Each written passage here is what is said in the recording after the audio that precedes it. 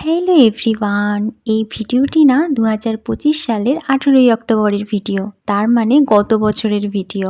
আর আজকে আমার সময় হলো এডিট করে ভিডিওটি পোস্ট করার। যাই হোক, একজন কাকু আমাদের বাড়িতে এসেছিলেন ঘুরতে ঘুরতে এই পাঁপড় বিক্রি করার জন্য। আর এখানে বলছিলেন আলুর পাঁপড়, আমের পাঁপড়, ভেটকি মাছের পাঁপড়। তো আমিও শুনে আগ্রহী হয়ে উঠলাম এবং কাকুর কাছ থেকে আমার পছন্দ মতো কয়েকটি পাঁপড় নিয়ে নিলাম।